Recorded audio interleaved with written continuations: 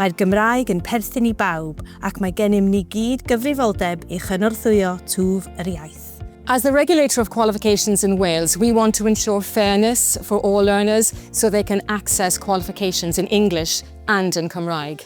Working collaboratively with key organisations, Qualifications Wales is committed to increasing the range and availability of Welsh medium qualifications through our regulation and through the support and guidance we offer awarding bodies. Mae yna ddatblygiadau cyffrous iawn wedi bod yn barod trwy'r bartneriaeth strategol rhwng y Coleg Cymraeg Cenedlaethol a Cymwysterau Cymru.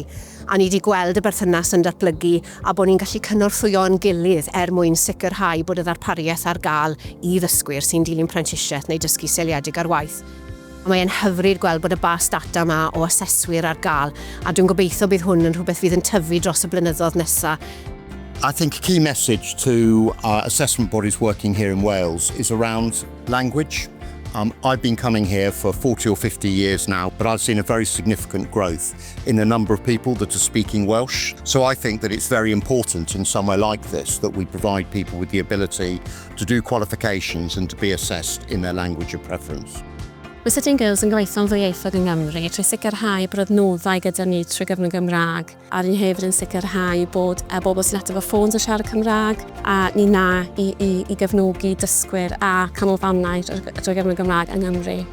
Cambrian Training is an independent work-based learning provider and we deliver apprenticeships across Wales. As you can imagine, we're very proud advocates of the Welsh language.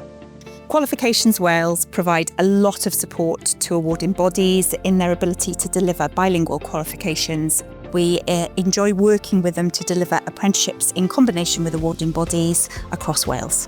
Mae'r Coleg Cymraeg Cenedlaethol yn gallu cynnig cymorth ac awgrymiadau hefyd I helpu myfyrwyr a darparwyr. Mae digon o gyngor ar gael I Gyrff Dyfarnu sydd moyn gweithio yng Nghymru. Byddwn ni'n annog unrhyw un sydd angen gweithio, sydd moyn gweithio trwy gyfrwng Gymraeg I siarad gyda Fforwm Gyrff Dyfarnu Cymru ac hefyd I siarad gyda Cymwysterau Cymru sydd yn balon cyfnogi wedyn trwy'r grant ddwyieithog. Mae'r galw am sgiliau a Cymwysterau Cymraeg yn cynyddu.